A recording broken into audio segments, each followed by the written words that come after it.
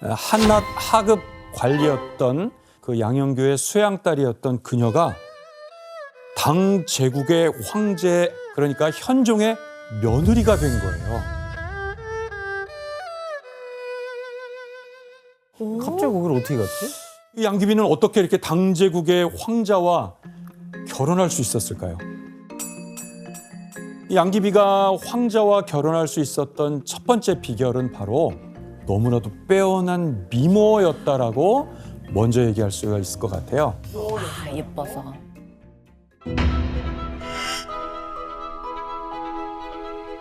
그때도 그랬나 봐요. 요즘도 소개시켜준다 그러면 이쁘냐?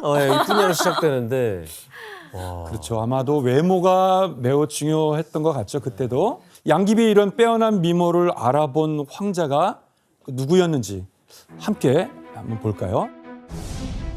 지금 보시면 황제 당현종이 있고 당시 현종이 사랑했던 부인이 무해비, 그 사이에서 태어난 아들이 성은이고 이름이 모인데요. 당시 직위는 수왕이었어요. 이 수왕이 당현종의 18번째 아들이면서도 무해비에게는 3번째 아들이었던 것이죠. 현종 황제는 정사도 잘 돌봤지만 자식 농사도 잘 읽으셨죠. 아들만 무려 30명이 넘었다고 합니다. 30명이요?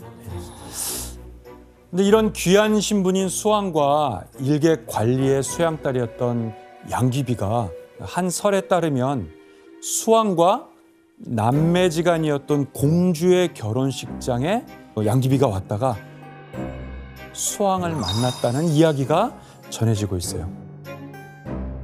이거 요즘 스토리 아니에요? 결혼식에 가서 친구랑 눈이 맞았다. 맞아요. 그래 수왕? 어쨌든 이 양귀비는 황실 사람들도 탐낸 만큼 그렇게 아름다운 미모의 소유자였던 것만은 확실한 것 같습니다. 당대 여러 문헌에도 많이 남겨져 있습니다. 그중에서도 백거이라는 시인의 장안가가 대표적이라고 할 수 있겠습니다. 장안가에 남겨진 양귀비에 대한 증언을 규현 씨가 읽어주시겠어요? 눈웃음 한 번에 온갖 교태가 나와 단장한 궁궐의 미녀들이 낯빛을 잃었다오. 와, 이거 질투의 대상이겠는데 이러면? 독보적이었다는 거네요. 그렇죠. 그러니까 지금 뭐 남자는 좀 차은우 씨 같은 건 거죠? 실제로 한번 보고 싶어. 근데 좀 너무 과장된 건 아니죠? 저희가 뭐 볼 수가 있나 뭐 확인이 안 되니까. 예. 당시 양귀비의 그 초상화는 남아있진 않아요. 아, 초상화가 있었어야 되는데. 그렇지만 이제 양귀비의 미모를 조금 더 우리가 구체적으로 짐작할 수 있는 바로 당시의 미인들의 모습을 묘사해서 만든 도기가 있습니다. 도기? 도자기를 말씀하시는 건가?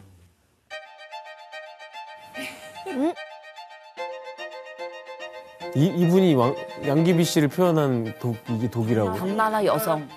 이 당나라 때 도기에 공통점이 있을까요? 좀 풍만한 몸매인 것 같아요. 약간 항아리 모양처럼 생긴 그런 하체가 튼튼하고 풍채가 있으신 분들을 미인이라고 일단 네, 맞습니다. 시대와 지역에 따라서 아름다움의 기준이 다르고 또 당시의 미인의 기준 역시 지금과는 좀 달랐던 것 같아요. 우선 당시 미인의 첫째 조건은 바로 볼이 살짝 흘러내릴 듯한 통통한 얼굴. 복스러운 얼굴인 건가? 그렇죠. 그리고 피부는 아주 백옥 같고 붉은 입술이 기본이고요.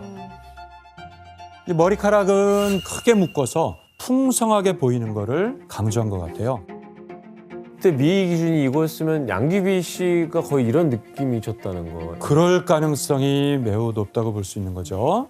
당시의 양귀비의 모습을 만들어 놓은 조각상이 또 있습니다. 함께 보시겠어요? 이것도 다른데요? 네, 이 조각상은 이제 양귀비의 모습을 상상해서 만들어낸 대리석상이에요. 보시기에는 어떠시죠? 그러니까 요즘 미의 기준에서 만드신 것 같아요. 그리고 약간 비너스에다가 많이 비유한 것 같아요. 그렇죠. 네.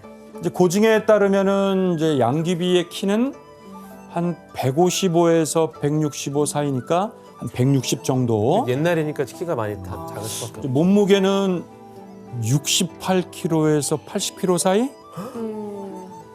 그러니까 이제 키에 비해서 굉장히 풍만한 몸매였던 거를 알 수 있어요. 왜 양귀비 같은 그런 체구가 당시의 미인의 기준이었을까요? 그때는 먹을 게 부족하니까 아, 뭔가 통통함이 부의 상징이었어요. 그렇죠. 당시 이게 풍만하다는 것은 역시 잘 먹는 귀족들이나 가능할 수 있다는 조건인 거죠. 그리고 또 하나, 현종이 사랑했던 양귀비의 몸매가 이러니까 양귀비 같은 그런 몸매 자체가 새로운 미의 트렌드의 기준이 되었다는 설도 있습니다. 아, 그 양귀비가 미의 기준이 된 거네요. 그런 맞아요. 영향도 있겠죠. 예. 교수님, 양귀비의 이 미모 하나만으로 어쨌든 황제의 마음을 산 거예요? 이 양귀비에 대한 기록을 보면은 그녀에게는 남다른 재주가 많이 있었던 것 같습니다. 가무에 뛰어나고 음률에 통달했으며 지략은 일반인을 능가했다. 그러니까 음악적인 재능이 좀 많았고 머리도 좋았다라는 거 아니에요? 그렇죠.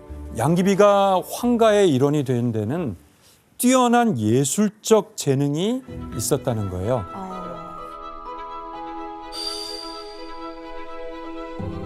이 양귀비는 노래면 노래, 뭐 춤이면 춤, 모든 면에서 탁월했던 것 같습니다. 심지어 이제 당나라 때 유행했던 그 유명한 춤이 있는데 당 제국에서 그 춤에 최고의 실력으로 유명할 정도였다는 거예요. 당나라 춤? 네, 이 춤은 당시 당나라에서 아주 엄청나게 유행한 호선무라는 춤이에요. 네. 빠르고 연속적으로 회전하는 게 이 춤의 포인트였어요. 네. 이 춤은 현재 중앙아시아나 중동 지역의 춤으로 추정이 돼요. 게다가 양귀비는 이 악기 연주에도 탁월한 재주가 있었어요. 이 비파 연주는 물론이고 하프의 일종인 공우 연주에도 아주 수준급이었다고 그렇게 전해지고 있어요. 신기하다. 사람 홀릴 만한 건 다 갖고 있네요. 근데 이런 능력이 양귀비를 더욱 특별하게 보이게 하는 그런 모습으로 만든 것 같습니다. 결국에는 735년 양귀비는 16살의 나이에 자기보다 1살 어린 황제의 아들 수왕과 이제 결혼을 하게 됐어요. 마국재 씨, 18번째 황자와 이 양귀비의 결혼 생활은 어땠나요? 이제 두 사람은 약 5년 정도의 이 혼인 관계를 유지를 했다고 해요. 근데 사실 이 둘의 사이는 어땠고, 뭐 어떻게 알았고, 또 자식은 있는지 뭐 이런 것과 관련된 기록은 전혀 남아 있는 게 없다고 합니다. 심지어 구당서라는 그 사적에도 수왕의 부인이었다라는 이런 얘기가 아예 쏙 빠져 있다고 해요. 그래서 어떤 사람들은 현종이 아예 이런 어떻게 보면 불륜을 저지른 사실 자체를 기록에 남기고 싶지 않았다라는 삭제. 그런 삭제하는 거 생각을 하고 있다고 해요. 지운 게 맞는 것 같아요. 그런데 이 황자의 아내였던 양귀비는 또 어떻게 해서 시아버지의 황제의 여인으로 또 됐던 걸까요?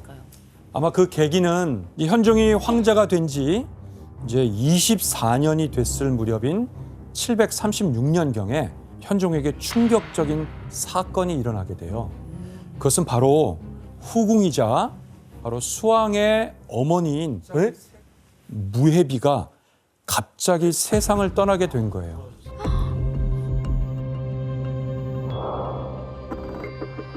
당시 이 무해비는 황후가 먼저 죽은 다음에 이제 황실의 실질적인 안주인 역할을 했던 실세였어요.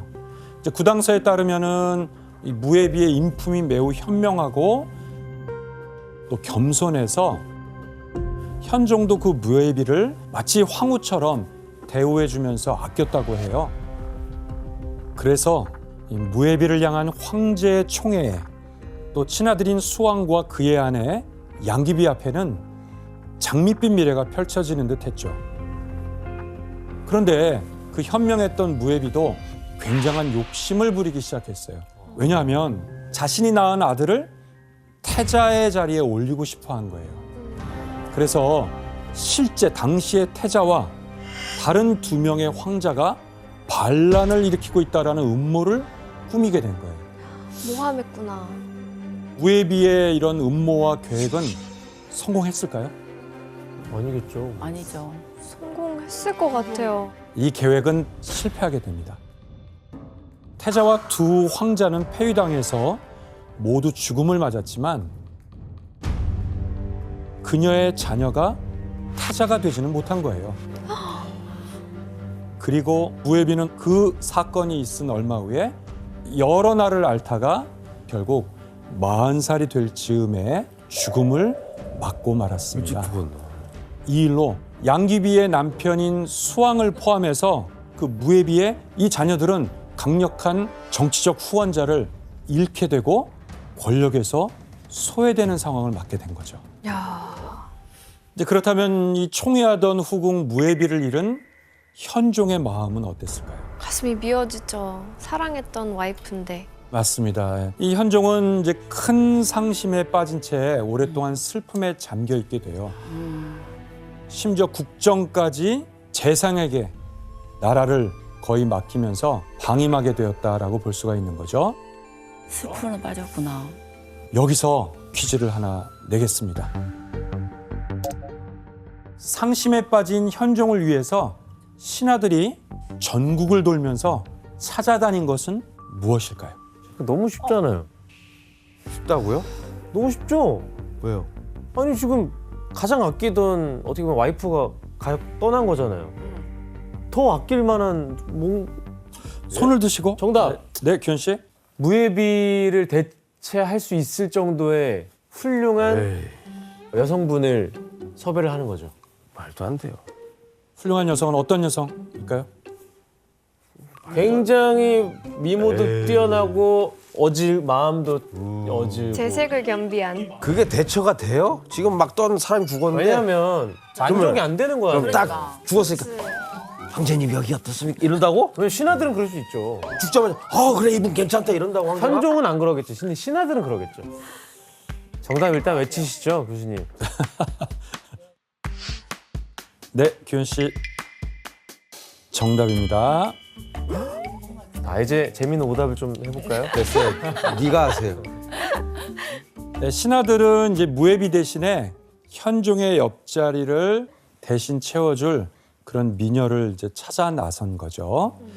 이때 이 일을 적극적으로 이제 추진한 사람이 있는데 바로 황제의 최측근 환관이었던 고력사라는 사람이에요. 당시 고력사는 현종에게 가장 가깝고 믿을 만한 측근 중에 한 사람이었어요. 그래서 고력사가 가까이 있으면 내가 잠이 들어도 마음이 편안하다라고 할 정도로 현종이 이 고력사를 매우 신뢰하고 아주 가까운 관계였던 거죠. 총애하던 신하였구나. 그래서 이제 중국 전역의 미인을 찾아다니는 이 사신단을 당시에 화조사라고 불렸는데 이 화조사를 파견할 때도 고력사가 직접 가서 미녀들을 만나보고 일종의 면접까지 했다고 해요. 뭔가 오디션 같은 느낌인데요. 네, 보통 정식 후궁들은 황실 규정에 따라서 큰 명문가 집안 출신이 아니면 또 양갓집 교수들로 되게 이루어지는데 하지만 화조사는 신분, 집안, 또 귀천을 따지지 않고 심지어 결혼 여부까지 관계없이 여성들의 의사는 무시된 채 현종에게 바쳐졌어요. 그냥 입으면 다 되는 거구나. 아니 마국재 씨, 그럼 당시 그 화조사에 대한 백성들의 반응은 어땠어요? 근데 그 당시 남겨진 시인의 한 시에서도 이런 묘사가 있는데요. 여성들은 다른 곳으로 도망을 치거나 또 아니면은 남편이 있던 여성들은 남편을 부르면서 눈물을 그렇게 흘렸다고 합니다.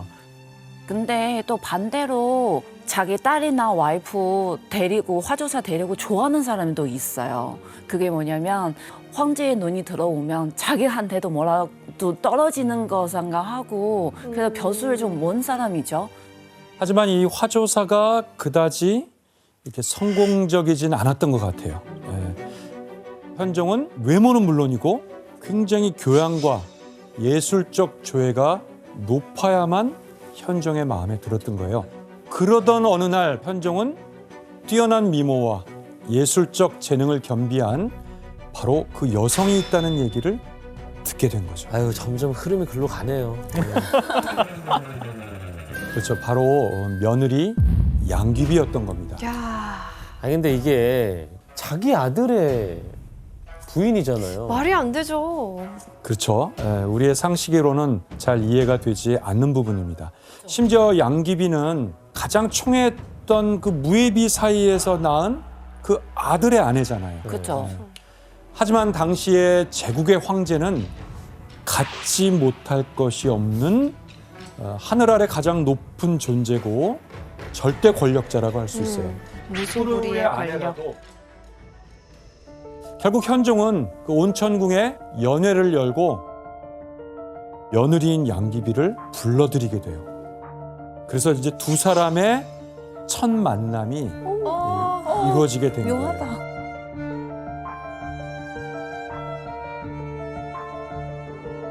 현종은 저 왼쪽 상단에서 양귀비를 지그시 바라보고 또 양귀비 역시 현종을 이렇게 바라보고 있는 거죠. 네. 현종은 이날 양귀비에게 완전히 푹 빠졌다고 그래요. 현종은 자신이 직접 만든 음악을 양귀비에게 처음으로 들려주게 되었다고 그래요. 이때 두 사람의 나이가 양귀비가 21살, 현종의 나이가 55살이었어요. 두 사람의 사랑에 무려 34살의 나이 차이는 완전히 잊어버린 거죠. 34살 차이예요? 고전에 따르면 양귀비에게 강한 운명을 느낀 현종은 첫날 밤부터 화려한 장식품, 금으로 된 귀걸이 어머야. 이런 거를 마음껏 주면서 물량공 양귀비에게 사랑을 맹세했다고 그래요. 이렇게 두 사람은 몇 날 며칠을 함께 보내면서 꿈 같은 사랑을 나눴다고 해요. 그럼 양귀비가 저는 좀 못 믿겠는데 이게 진심으로 사랑한 거예요? 아니면 권력욕인지. 그러니까 야 여기서 의심이 들어요. 신당서에 따르면은 양귀비가 어떤 인물이라고 그랬죠? 총명하고 지혜가 뛰어나서 황제의 뜻을 잘 헤아렸다라고 이렇게 기록되어 있는데 시어머니인 무예비의 죽음으로 권력에서 소외된 그 수왕 옆에 있는 것보다는 최고 권력자의 여자가 되는 게 뭔가 자기가 판단할 땐 더 가치가 있다라고 냉정하게 판단을 할 수도 있는 거죠. 아 근데 이게 진짜 아까부터 계속 제가 궁금한 게 찐 남편 수왕의 반응이 난 진짜 궁금하거든요. 한 설에 따르면 이 아들 수왕은 태자자리와 양귀비를 놓고 현종과 일종의 협상을 벌였다는 어머. 협상을 벌였다는 어머. 딜을 계산기를 했다는 두드린 뭐 거예요? 그런 이야기도 있어요. 생각도 못했네. 하지만 이제 신당서에 따르면은 수왕은 양귀비를 보낸 다음에 곧바로 위씨 여인을 부인으로 에? 맞이했다고 해요. 바로 재혼한 거예요? 네, 대부분 학자들이 생각할 땐 현종이 적극적으로 이 혼사를 추진해서 양귀비를 빼앗은 데리고 대신 적절한 보상을 한 것으로 볼 수 있는 거죠. 그러나 현종은 바로 양귀비를 자신의 여자로 이제 공식화하기에는 너무 비판도 많고 이제 눈치가 보였어요. 이때 현종은 의외의 선택을 하게 되는데 그게 과연 뭐였을까요? 의외의 선택. 의외의 선택. 바로 도교의 사원으로 귀의시키고 양귀비를 여자 도교 승려로 만들어버렸어요.